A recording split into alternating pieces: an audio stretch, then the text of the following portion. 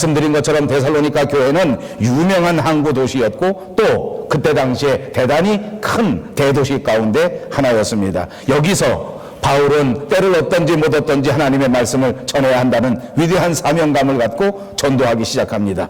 여기서 사도 바울이 전도할 때에 많은 사람들이 이 말씀을 듣고 회심하고 예수를 믿게 되는 역사가 있었습니다. 정말 놀라운 일입니다. 사실은 이곳에 사도 바울이 약 3주 정도밖에 머물지 않습니다. 한 달도 되지 않는 짧은 기간 동안에 이곳에 머물면서 거기서 복음을 전하기 시작하는데 사람이 감당할 수 없는 엄청난 결과가 생기게 됐다는 말입니다. 많은 사람들이 회심하고 예수를 믿습니다. 말씀을 듣는 사람들이 기다렸다는 듯이 그렇게 모든 삶을 변화시켜서 하나님의 사람이 된 것입니다. 그러나 여러분, 그런 결과만 있었던 것은 아닙니다. 그때 당시에 유대인들은 또다시 많은 사람들이 회심하여 예수를 믿는 것이 불안하고 두려웠기 때문에 그들을 시기하고 질투하기 시작합니다. 뿐만 아니라 이제 그들을 가하여 큰 핍박을 하게 되는 것입니다. 나중에는 이것이 큰 전쟁을 불사하게 되는 이런 역사가 일어나게 된 것입니다. 오늘날 많은 신학자들이 이 대목에 대하여 설명할 때에 기독교가 데살로니가에 들어온 그날부터 드디어 기독교는 세계의 종교가 된 놀라운 첫날이 된 것이다, 이렇게 말하는 사람이 많습니다. 그러니까 사도 바울이 데살로니가에 가서 복음을 전하기 시작하고 이곳에 교회를 세웠다고 하는 것은 우리 기독교 역사상에도 정말 중요한 것이다, 그 말입니다. 예수를 알지 못하는 도시에 가서 복음이 전해지기 시작하고 사람이 감당할 수 없는 큰 열매가 맺어지게 되고 그리고 그곳에 하나님의 교회가 우뚝 세워지면서 이것은 단순한 데살로니가 교회로 끝난 것이 아니라 이 교회가 추후에 큰 역사를 지나고 난 다음에 보니까 세계의 선교에 있어서 아주 중요한 역할을 하는 그런 교회가 됐다. 나도 모르는 사이에 하나님의 나라의 큰 역할을 감당하는 위대한 교회가 되었다 하는 것이 역사적 평가인 것입니다. 사도행전 17장 1절에서 10절에 보면 바울과 실라와 디모데가 함께 데살로니가에 도착했을 그때가 기록되어 있는데 이때가 주후 약 53년경이라고 합니다. 그는 유대인 회당에서 약 3주 가까운 그런 시기에 복음을 전하고 또 그 복음을 전했습니다. 그 복음을 전한 중심의 내용이야말로 그리스도가 해를 받고 죽은 자 가운데서 다시 사신 십자가의 사건 그리고 부활의 사건 그 자체였습니다. 예수님의 십자가를 전하고 예수님의 부활을 전했다는 것입니다. 아무도 이해할 수 없는 이야기였습니다. 어느 누구도 동의해주기 어려운 사건이었습니다. 예수님이 십자가를 진 사건, 예수님이 죽은 자 가운데서 다시 살아나신 사건을 상식적으로 받아들일 수 있는 사람이 하나도 없었습니다. 어느 누구도 이해할 수 없는 이 복음의 내용을 가지고 회당에서 증거했습니다. 불과 3주밖에 안 되지만 이 짧은 시간에 그는 복음을 전했고 십자가를 전했습니다. 그리고 평안한 상태에서 전한 것이 아닙니다. 상식적으로 이해를 받을 수 없고 상식적으로 말이 통하지 않는 것도 큰 어려움이었지만 그것만이 아니었단 말입니다. 사실은 이 데살로니가 지역에 있는 모든 유대인들이 복음 전하는 것을 마땅치 않게 생각했습니다. 그냥 가만히 있어서 불만스러운 형편뿐만 아니라 그를 적극적으로 핍박하는 그런 환경이었다는 말입니다. 예수 믿는 것, 예수 전하는 것 때문에 그들은 방해를 받을 수밖에 없었고 예수님을 전하는 이 사건 때문에 결국 그들은 3주 만에 철수해서 도망갈 수밖에 없었던 그런 환난과 핍박 속에서 이루어졌던 전도였다는 것을 잊지 마십시오. 유대인들은 사도 바울을 핍박합니다. 또 데살로니가에서 예수 믿기로 시작한 교인들도 여지없이 핍박했습니다. 그러나 여러분, 처음 예수를 믿고 복음을 받아들인 이 데살로니가 교인들을 보십시오. 이 신자들은 환난 중에서도 결코 이 핍박 가운데에서도 결단코 흔들리지 않았습니다. 동요를 받지 않았습니다. 복음을 받은 그 순간부터 흔들리지 않고 예수님의 편에 서 있었습니다. 오히려 믿음이 더 뜨거워지고 오히려 믿는 사람들끼리의 사랑이 더 뜨거워지고 더 돈독해져 그렇게 교회를 세워나가기 시작했다는 말입니다. 이것 때문에 이 동네 데살로니가 근처에 온 아가야에 있는 동네까지 믿음의 소문이 퍼져나가게 되고 사랑의 소문이 퍼져나가게 되고 데살로니가 교인들이 가졌던 그 엄청난 소망의 소문들이 온 동네반에 퍼져나가게 됐다고 기록되고 있습니다. 좋은 일만 있었던 것은 아닙니다. 반면에 근심거리도 있었습니다. 그것은 이 교회가 처음 시작된 교회였기 때문에 복음은 받아들여서 믿음의 뜨거움, 사랑의 아름다움, 그리고 소망을 향한 굳센 믿음도 분명히 있었는데, 그런가 하면 근심거리는 아직까지도 이방인의 습성을 버리지 못한 것입니다. 아직까지도 세상에 살던 그런 부도덕하고 비윤리적인 행위의 모습들을 다 깨끗하게 해결하지 못했습니다. 그런가 하면 데살로니가 교회의 초창기의 가장 큰 문제는 재림 신앙으로 인하여 벌어진 일입니다. 예수님이 다시 오실 것이라고 하는 것을 너무나 사모한 나머지 세상 일에 등한히 하게 되었습니다. 가정생활도 등한히 하고 사회생활도 게으른 모습을 보였습니다. 이것이 큰 문제 가운데 하나였습니다. 이런 데살로니가 교회를 향해서 주후 52년경 고린도에서 사도 바울은 그야말로 큰 영감의 편지를 쓰게 된 것입니다. 이렇게 쓰여진 편지가 데살로니가 전서 그리고 데살로니가 후서 두 통입니다. 이 편지가 왜 두 통이 되었는지는 아주 명확한 해설이 없습니다. 왜 이렇게 두 권이 됐는지 내용도 서로 평이하고 그 기록된 시기도 서로 비슷한데, 그런데도 불구하고 이 편지는 두 개로 나뉘어져 있습니다. 처음 편지는 예수님의 재림에 대한 각성을 촉구하는 내용입니다. 두 번째 편지는 이 예수님의 재림이 있을 그때에 어떤 징조, 무슨 징조가 있을 것인가 하는 것을 가르쳐 주시는 내용입니다. 그러므로 이 데살로니가 전후서에 초점이 있다고 하면 그것은 예수님의 재림을 대하여 균형을 갖고 준비하면서 살아야 한다 하는 것이 초점이요 테마라고 말할 수 있을 것입니다. 극단적인 재림신앙에 빠져서 세상 일은 대강 해버리고, 그리고 가정생활도 등한히 하고 사회생활도 등한히 하는 것은 결단코 옳지 않다는 것을 말하는 것입니다. 그런가 하면 재림신앙에 대하여는 아무런 개념이 없이 세상에 빠져 살면서, 세상에 매여 살면서 세상 속에 살아있어서도 안 된다는 것입니다. 그러므로 이제 우리가 강해를 시작하는 데살로니가 이 전서 그리고 이 후서는 재림에 관한 책입니다. 재림과 우리의 신앙생활이다 하는 큰 주제를 생각하시면 되겠습니다. 이제 우리가 같이 읽은 본문 3절을 다시 보십시오. 너희 믿음의 역사와 사랑의 수고와 우리 주 예수 그리스도에 대한 소망의 인내를 우리 하나님 아버지 앞에서 끊임없이 기억한다. 이 교회는 믿음과 사랑과 소망이 겸비된 교회였습니다.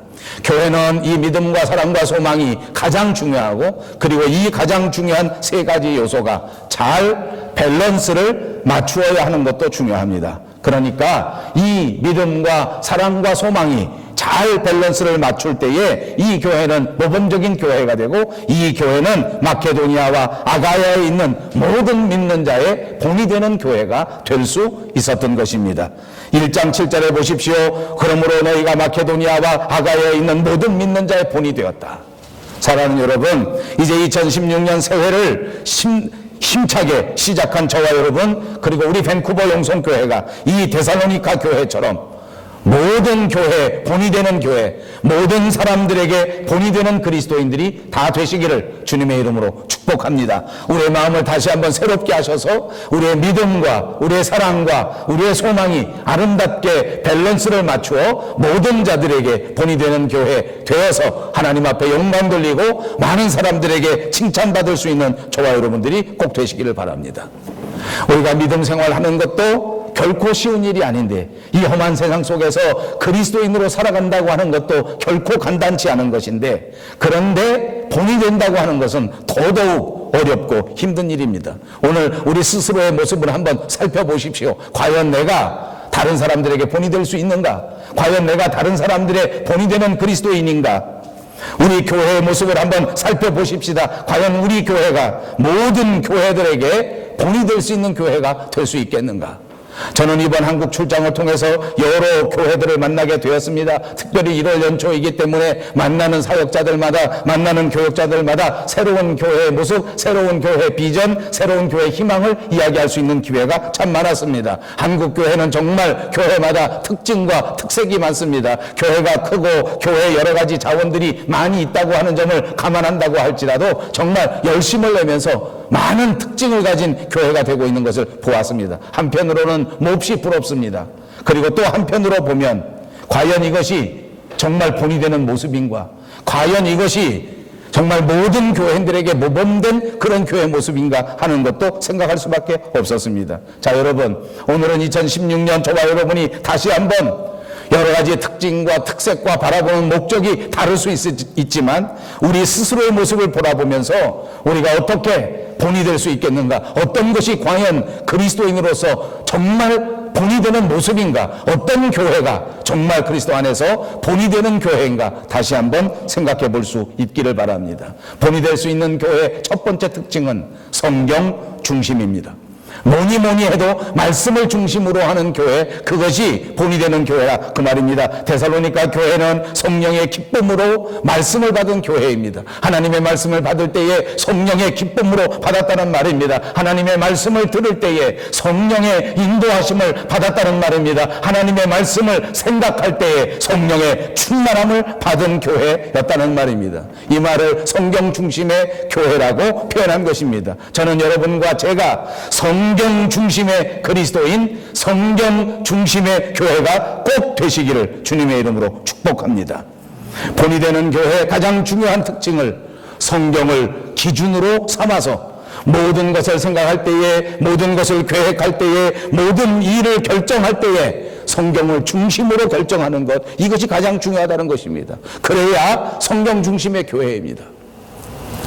오늘날 너무나 많은 교회들이 사람 중심으로 흘러가고 있습니다. 이벤트를 중심으로 합니다. 모든 프로그램을 중심으로 합니다. 신앙생활도 모두가 다 그렇게 생각하는 것 같습니다. 세상적인 기준입니다. 교회 다니면서 어떻게 하든지 유명해질 수 있는 방법을 찾습니다. 교회 다니면서 어떻게 하든지 다른 사람보다 더 잘난 것을 내세우고 싶어 하는 것이 중심이 되고 있습니다. 교회 다니면서 어떻게 하든지 더 좋은 오락거리가 없는가 하는 것을 찾아봅니다.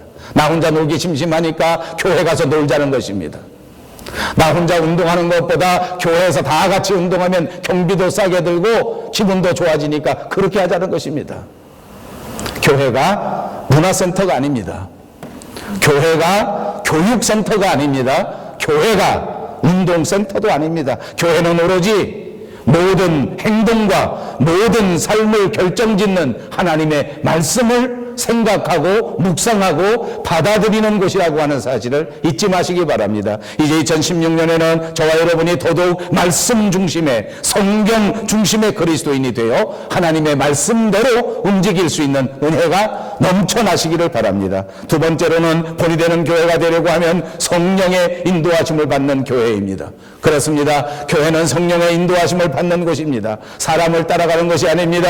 유행을 따라가는 것이 아닙니다. 어느 한 교회가 크게 되는 비결이 이런 것이라고 해서 그것을, 그 프로그램을 따라가는 것도 아닙니다.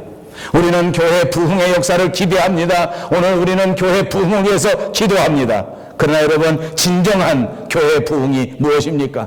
교회 부흥이라고 하는 것은 바로 교회에 속한 저와 여러분, 그리고 우리 자신이 하나님의 교회라고 생각할 때에 성령 하나님의 역사하심을 받아들이는 것, 그것이 교회 부흥입니다.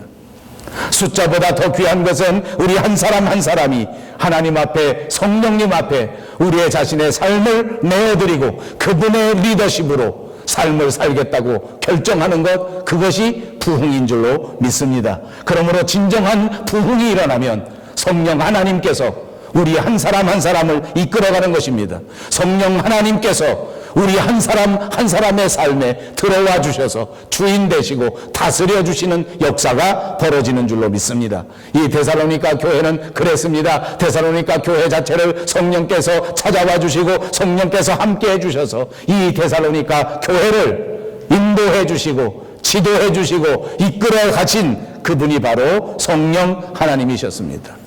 본이 되는 교회의 세 번째 특징이 있다고 하면 그것은 사역의 목적을 이루는 것입니다.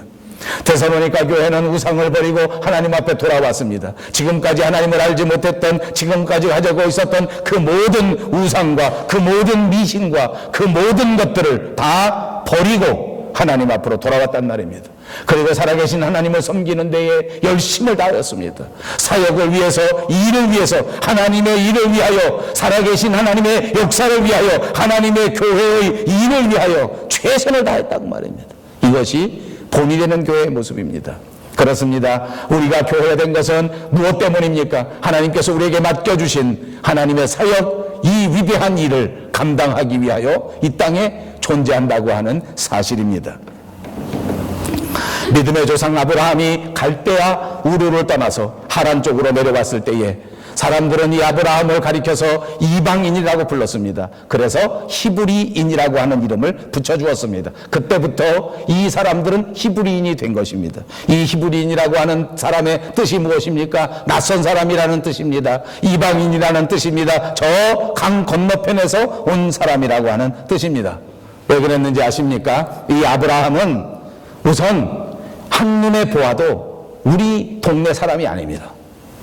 얼굴을 봐도 우리 동네 사람이 아닙니다. 결정적인 특징은 뭔지 압니까? 말씨가 다릅니다.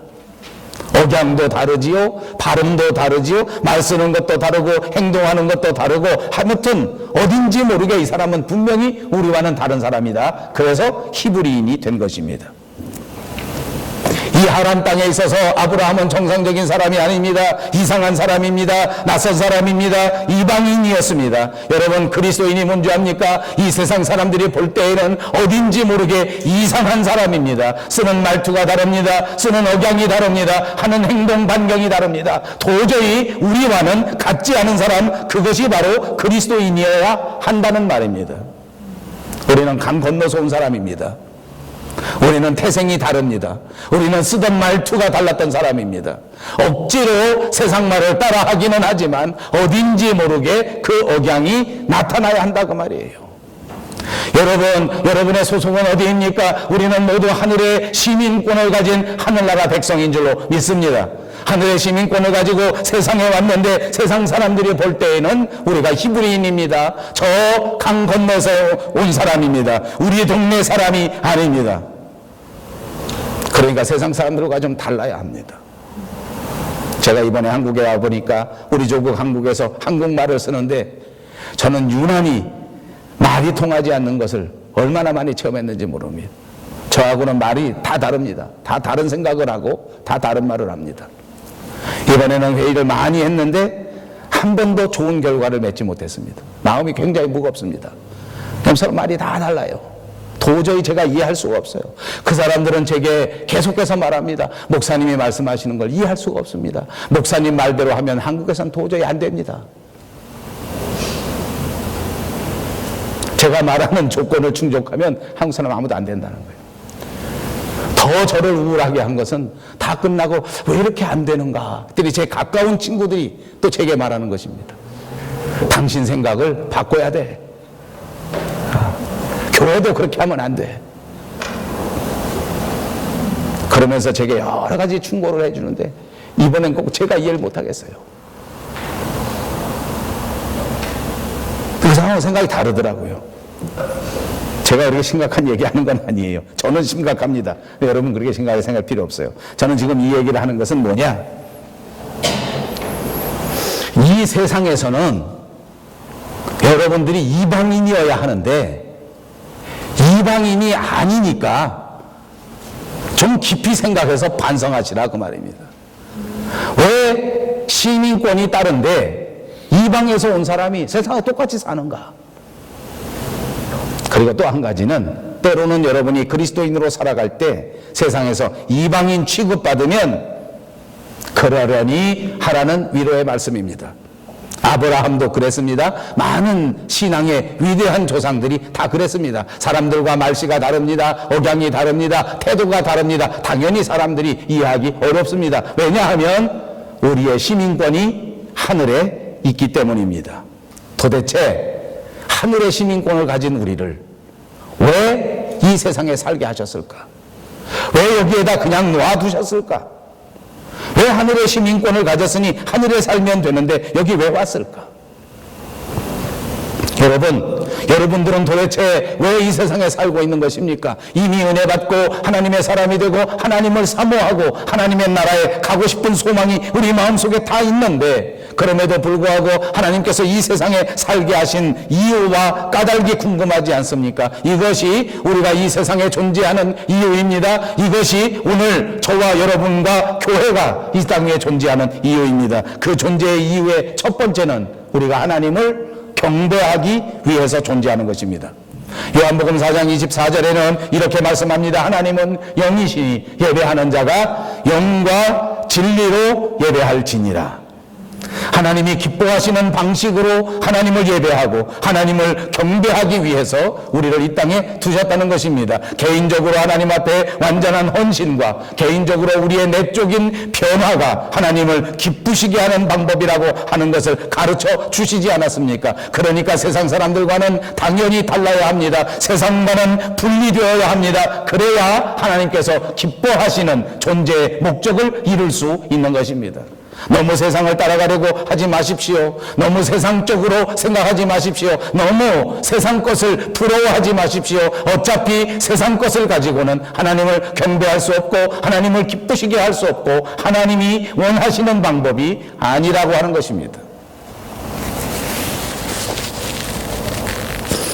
우리는 열심히 전도합니다. 전도해서 그 사람들에게도 어떻게 말해야 합니까? 그 사람들이 하나님의 나라에 합당한 사람이 될 수 있도록 우리는 그 사람들에게 전도해야 됩니다.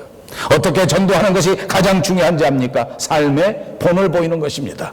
우리가 변화된 삶을 보여주고 우리가 새로운 삶을 보여주고 우리가 완전히 그리스도인다운 삶을 보여줄 때에 그게 진짜 전도가 되는 것 아닙니까? 사랑하는 성도 여러분, 하나님을 바르게 경배하려고 하면 또 두 가지가 필요합니다. 말씀이 우리에게 가르쳐 주신 그대로 영과 진리가 필요합니다. 영과 진리로 예배하라고 말씀하셨기 때문입니다. 영은 무엇입니까? 신령한 것을 말합니다. 성령의 충만하심을 말합니다. 성령의 다스리심을 따라 예배하고 성령의 인도하심을 따라 예배하라는 말씀 아닙니까? 그리고 진리는 바로 말씀을 말하는 것입니다. 말씀은 바로 성경을 말하는 것입니다. 말씀대로 완전히 순종하는 것, 그것이 경배요, 그것이 예배입니다. 이것이 모든 제사보다 낫고 모든 숫 양의 기름보다 낫다고 하나님이 말씀해 주셨습니다.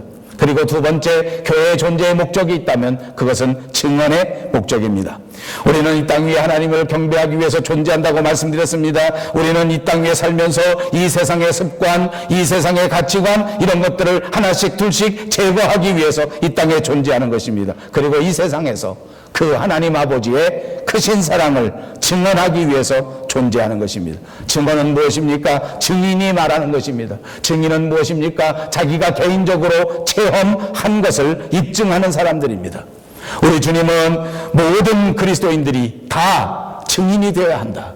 모두가 다 그리스도를 체험하고 그리스도의 체험의 역사를 말할 수 있는 그런 증인이 되어야 한다. 사도행전 1장 8절에 오직 성령이 너에게 임하시면 너희가 권능을 받고 예루살렘과 온 유대와 사마리아와 땅끝까지 이르러 내 증인이 되리라 말씀해 주셨습니다. 체험한 것에 대하여만 증언할 수 있습니다. 체험한 것에 대하여만 증인이 될 수 있습니다. 여러분은 과연 그리스도에 대하여 무엇을 알고 있습니까? 사랑하는 여러분은 과연 그리스도에 대하여 무엇을 보았습니까? 사랑하는 여러분들은 교회에 대하여 무엇을 느꼈습니까? 무엇을 과연 맛보았습니까? 여러분들이 개인적으로 경험한 것은 어디까지입니까? 분명히 생각하십시오. 분명히 정리하십시오. 주님은 여러분에게 말씀하십니다. 내 증인이 되라. 어떻게 증언할 것인지, 어떻게 이 사실을 알릴 것인지 반드시 깊이 생각하시고 깊이 묵상하시고 꼭 순종하는 여러분들이 되시기를 주님의 이름으로 축복합니다. 또 하나 마지막으로 강조합니다. 교회는 이 땅에서 존재하는 목적의 하나가 사역입니다. 다른 말로 하면 일하기 위해서 존재하는 것입니다. 여러분 착각하지 마십시오. 저와 여러분은 이 땅에 살면서 그리스도의 일을 하기 위하여 존재하는 것입니다. 교회의 일을 감당하기 위하여 존재하는 것입니다. 에베소 2장 10절에 우리는 그가 만드신 바라 그리스도 예수 안에서 선한 일을 위하여 지으심을 받은 자니 이 일은 하나님이 전에 예비하사 우리로 그 가운데서 행하게 하려 하심이라. 그렇습니다. 그리스도인들은 그 존재의 이유가 예수 안에서 선한 일을 행하는 것입니다. 예수 안에서 예수님이 계획해 놓은 아름다운 사역을 감당하는 것입니다. 하나님께서는 그리스도에게 성령의 기름을 부으셨고 능력을 주셨고 예수님께서는 여기저기 다니시면서 이 선한 일들을 감당하셨습니다. 사도행전 10장 38절에 보니까 하나님이 나사렛 예수에게 성령과 능력을 기름 붓듯 하셨음에 그가 두루 다니시며 선한 일을 행하시고 마귀에게 눌린 모든 사람들을 고치셨으니 이는 하나님이 함께 하셨습니다. 그 예수님께서 또 우리에게 말씀하십니다. 요한복음 20장 21절에 예수께서 또 이르시되 너희에게 평강이 있을지어다. 아버지께서 나를 보내신 것 같이 나도 너희를 보내노라. 우리는 모두가 다 예수님에게 보내심을 받은 자들입니다. 이제 예수님에게서 보내심을 받은 저와 여러분이 감당해야 할 선행은 무엇입니까? 이것은 단순히 구제하는 일, 단순히 남을 도와주는 일, 그런 것들을 의미하는 것은 아닙니다. 예수 그리스도께서 맡겨주신 좋은 일을 하는 것입니다. 예수 그리스도께서 감당하시다가 이 세상에 맡겨주신 주님이 남겨놓으신 일들을 감당하는 것입니다. 이것이 우리의 사명입니다. 여러분, 저와 여러분에게 만약 이러한 사명이 없었다면 우리는 이 세상에 존재할 이유가 없다는 말입니다. 이 말은 다시 말하면 우리에게 이 일을 맡겨주시지 않았으면 우리를 벌써 데리고 하나님의 나라에 가셨을 것이다, 그 말입니다. 할 일이 있기 때문에 맡겨주신 것입니다. 여러분이 잘 아시는 것처럼 저는 한국 방문에 시간을 쪼개서 제 어머니를 만날 수 있는 시간이 있었습니다. 한국 나이로는 96세가 되시고 이제 조금 있으면 서양 나이로 95세가 되시겠더라. 그저 만나는 시간 내내 제게 부탁하는 것이 기도를 더 빡세게 해서 빨리 죽게 해달라. 요즘 밤마다 팔다리가 아파서 못 견디겠다. 팔다리 아파 죽겠어. 빨리 죽게 해달라. 조금만 기다리셔. 팔다리 아프면 조금 있으면 죽겠네. 아파 죽겠으니까 빨리 죽게 해달라. 무슨 말인지 모르겠어요. 제가 위로합니다. 어머니, 아직도 어머니가 기도 많이 하셔야 되기 때문에 그런가 봐. 저도 모르겠어요. 어떻게 볼 때는, 놓고 올 때는 그래, 진짜 어머니 말처럼 빨리 돌아가셨으면 좋겠다. 너무 오래 사셔서 힘드시고 너무 힘드니까 아들만 보면 자꾸 죽겠다고 그런 걸 어떡하나. 나도 가서 새벽 기도라도 해드려야 되는 거 아닌가, 이런 생각이 조금은 들더라고요. 아버지, 여러분, 우리가 이 세상에 사는 것은 하나님이 우리에게 맡겨주신 사역이 있기 때문에 사는 것이다. 여러분, 이거 믿어집니까? 여러분, 이거 믿습니까? 한번 믿으시고 아멘 해보십시오. 아멘. 하나님이 사역을 맡겨주셔서 산다.